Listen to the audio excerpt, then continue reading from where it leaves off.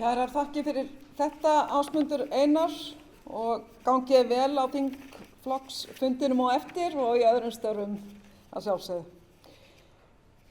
Næstur á dagskrá Baldur Sigurðsson, dósent, og hann mun fræða okkur hugsjón stóru upplestrakeppninnar. Gjörðu svo vel. Forseti Íslands, ráðherra og aðrir góðir gestir. 4. mars árið 1996 var stór dagur. Þá varð eldri dóttir mín tvítug og þá var í fyrsta sinn haldin lokahátíð upplestrakeppni í 7. bekk grunnskólanna í Hafnarfirði. Þessi keppni átti eftir að vaxa og dafna. Hún breyttist út allt land til ystu stranda á 6 árum og fékk heitið stóra upplestrakeppnin í 7. bekk. Það er óhætt að segja að stóra upplestrakeppnin eigi rætur sínar í hugsjón, eða eftir vill mætti segja sín. Ekki bara sín á tungumálið, heldur líka á börn, á fólk, á skólastarf og á menningu. Skipulagið sem lagt var upp með í Hafnarfirði og glæsileg lokahátíðin í Hafnarborg undir stjórn Ingibjargar Einarsdóttur þóttu heppnast svo vel að Hafnarfjörður var fyrirmynd og leiðarljós í skipulagi keppninnar allt land og hefur verið það síðan. Við getum í sjálfu sér rakið hugsjón stóru upplestrakeppninnar allt til Fjölnismanna, en við skulum láta nægja að byrja árið 1946 þegar Björn Guðfinnsson flutti fyrirlestur sinn hér í þessu húsi, hugsanlega í þessum sal, samræmingu íslensks framburðar og sparibúning málsins sem hafa mætt hönd í hinu nýstofnaða ríkisútvarpi landsmanna á sviði væntanlegs þjóðleikhúss, auk þess sem þennan búning skyldi hafa á þeirri íslensku sem kennd í útlendingum og börnum í skólum landsins. Björn gerði þá ráð fyrir að höfuðból þessa framburðar yrði í kennaraskólanum, enda mikilvægast að kennarar sýndu gott fordæmi og væri færir að leiðbeina nemendum réttan framburð. Liðu svo 38 ár.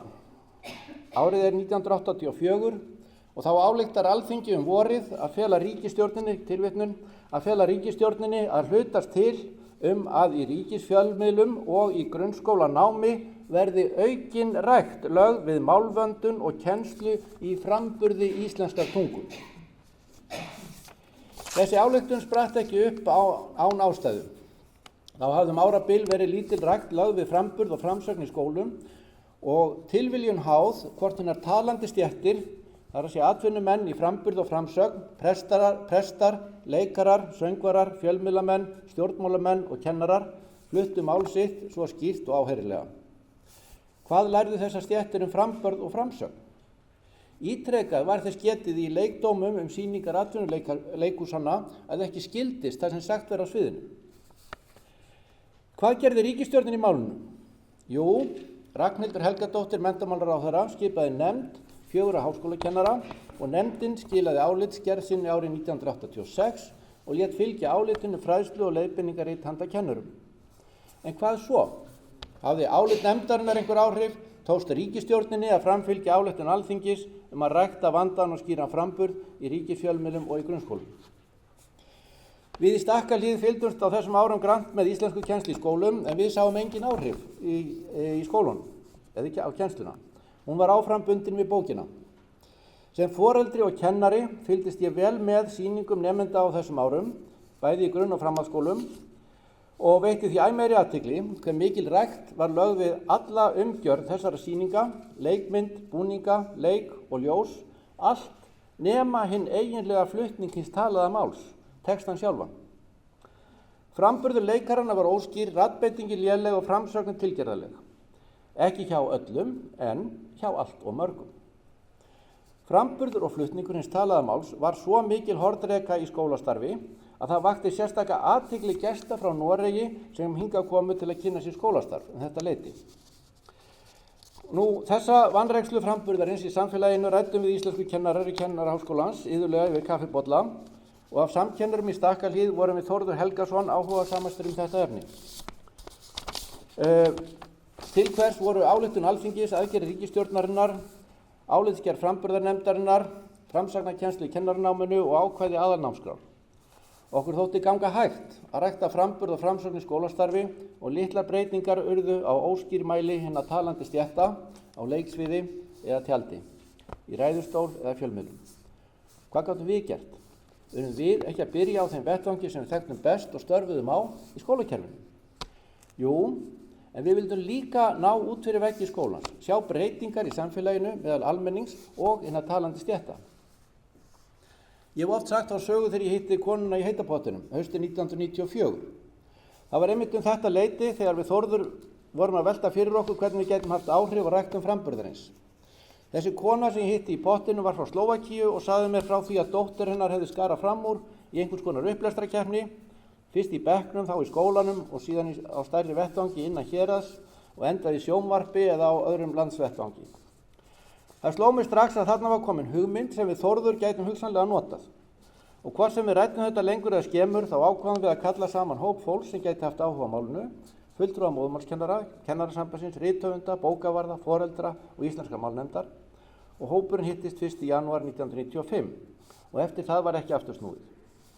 En hver var þá hugsunin? Já. Hún var í nokkrum liðum, misjafnlega augljósum og í öllum þessum liðum vorum við að reyna að hafa áhrif á mjög rótgrónar hugmyndir, vinnubrögð og viðhorf í skólastarfi sem við vildum breyta. Og sumt hefur tekist, eitthvað aðeins en kannski að við leiti eitthvað minna. En ég tel hér 6 liði, hugsjón framburð, framsögn og flutning, nemanda sem listamann, ánægju, virðingu og skóla og samfélag. Hugsjón framburð, sem kannski kemur fyrst í hugan, jú, við vildum rækta og efla framburð og framsögn talaðsmáls í skólum og í samfélaginu öllu. Hugmyndin var ekki svo að rækta einn samræmdan fyrirmyndarframburð samkvæmt hugmyndum Björns Guðfinnssonar frá 1946, heldur fyrst og fremst skýran og áheyrilegan framburð í samræmi við málvenju barnanna sjálfra, sem iðulega vandrötuð sigling milli hversdagslegs framburðar og stafsetningar sem eins og boðar á báða bóga sem verður að varast. Fyrir börn sem eru að læra að lesa og skrifa vandaður skýr framburður mikilvægur lykill, bæði að stafsetningu og málskilningi. Eða hvernig á barn að geta tengt Reykvíkinga og Keflvíkinga við Reykjavík og Keflavík eða hefur aldrei heyrt annað en reykingar og kellingar. Hugsjónum framsögn og flutning. Framsögn, það að flytja mál sitt af skilningi, túlka það sem maður les. Við vildum fá kennar og nemendur til að komast út úr hinu rótgróna lestóni sem fylgt hefur byrjendakennslu í lestri svo lengi sem elstu menn muna og virtist þá árið 1994 fylgja nemendum eftir alla skólagönguna og fram á fullorðinsár án þess að fólk sæi neitt athugavert við það. Þessi lestónn eða leifar hans heyrðust iðulega í sýningum áhugaleikfélaga eða í upplestri og öldum ljósvakans og við vildum að kennarar tækju upp túlkandi upplestur strax frá byrjun lestrakennslu eða ekki endilega einhvern leikaraskap eða ígjur heldur blæbrigði í lestrinum sem miðla skilningi flytjanda á efninu og túlkun þess og oft nefndum við nafn Óskars Halldórssonar í því sambandi sem fyrirmynd að hlýrri og hófari túlkun texta í flutningi. Í samræmi við það tölum við iðulega og tölum enn börnin sem flytjendur en ekki endilega upplesara. Hugsun nemanda sem listamann. Í skólastarfi, allt frá byrjun upp í háskóla, gert ráð fyrir að verkefni í skóla séu til þess að nemendur læri, ekki endilega til þess að þeir hafi ánægju af því og þegar að þeir skila verkefninu af sér það til þess að kennari geti metið nemandann og gefið einkunn, geti metið hvernig hann lærði námsefnið eða réði við þær þrautir sem fólust í verkefninu. Samkvæmt þessu eru börnin látið lesa texta og skrifa stafsetningaræfingar óundirbúið til þess að hægt sé að mæla hraða og telja villur. Þessum vildum við breyta. Þegar nemendur lesa upp það ekki til þess að mæla og meta framburð eða skilning, heldur til þess að aðrir hafi ánægju af að hlusta. Eitt grundvallar boðorð upplestarkeppninnar til kennara er að aldrei að láta nemendur lesa óundirbúið. Alvöru listamenn lesa aldrei óundirbúið. Þeir liggja yfir textanum og æfa sig heima áður en þeir flytja hann fyrir aðra og af hverju skildum við ekki gefa nemendum okkar sama tækifæri. Tilsögn í upplestri átti heldur ekki að felast í aðfinnslum eða gagnrýni, heldur í hvatningu. Í stað þess að segja, fyrsta erindið svolítið litlaust hjá þér vina mín, eða orðin óskýr, þá segjum við frekar, geturðu látið mig heyra meiri gleði, meiri sorg í erindinu. Þegar barnið les samtöl, til dæmis barns og foreldris, getum við spurt, myndi mamma þín segja þetta svona? Eða tala maður svona við mömmu sína? Lítið atriði mikilvægt í þessu sambandi er að nemandi sem ætlar að flytja texta fyrir áheyrendur sé ekki látinn segja til nafns, heldur kynntur, alveg eins og við myndum gera ef við fáum leikara í heimsókn. Hugsun ánægju. Við þekkjum öll nemendur sem hafa talað að sé leiðinlegt í skólanum. Þeir finnast verkefni í skólanum leiðinleg. Og það er alveg rétt hjá þeim. Allt og mörg verkefni í skólanum eru leiðinleg. En ég þekki engan sem ekki á ánægjulegar minningar kennara sem las upp fyrir bekkin í nestistímanum. Það að hlusta á góðan upplestur er að vissu leyti eins og að fara á bíó í stuttastund. Við njótum tungumálsins eins og það hljómar miklu betur en á blaðinu. Allir geta lesið upp og það er nóg af góðu lesefni. Upplestur á alltaf að vera skemmtilegur, veita ánægju, bæði þeim sem hlustar og ekki síður þeim sem les. Þess vegna má kennari ekki gera neitt sem skyggir á þá ánægju sem upplestur á að veita. Það má til dæmis ekki skylda nemandann til að lesa upp, heldur skapa þannig aðstæður að nemanda langi til að lesa upp. Virðingu. Virðing snýst það sem meistarinn frá Nasaret orðaði svo ágætlega, það sem þið viljið aðrir menn gjör yður, eða þér viljið, sagði hann líklega. Hugsjón upplestarkeppninnar er að við berum virðingu fyrir móðumálinu, sjálfum okkur og öðrum. Í fræðslumyndinni Hátt og snjallt sem við létum gera á upphafsárum keppninnar er rætt við nokkra nemendur sem einmitt gera mikilvægi hinnar gagnkvæmu virðingar að umtalsefni. Þeir töluðu að þegar flytjandi og áheyrandi sýna hvor öðrum gagnkvæma virðingu fara báðir að njóta stundarinnar. Flytjandinn færist í aukana og finnur mátt sinn eflast en áheyrendur fara að veita textanum meiri athygli. Skóla og samfélag. Hver sá sem gefur sig að starfi grunnskóla uppgötvar fljótt að skólastarf er svolítið eins og lokaður heimur. Það er eins og það sem það er gert komi heiminum ekki við.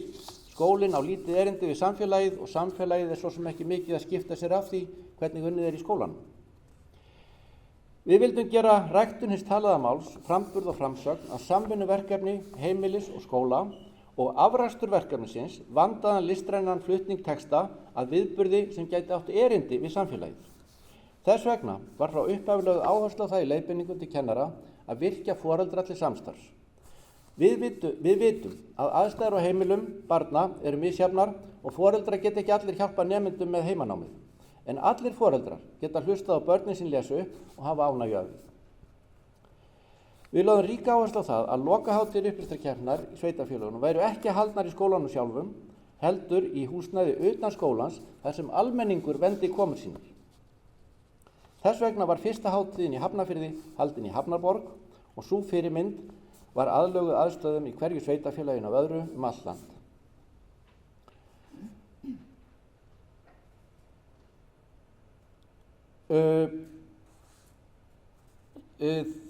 Þessari undirbúningsnefnd keppninnar og við okkur aðstandendur keppninnar sem verið höfum mislengi en sum okkar í 25 ár,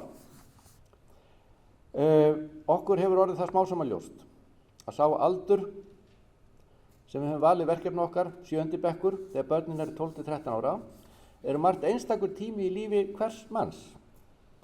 Þarna stöndum við á hátindi bernskunnar, skilningur okkar á veruleikanum hefur náð hámarki,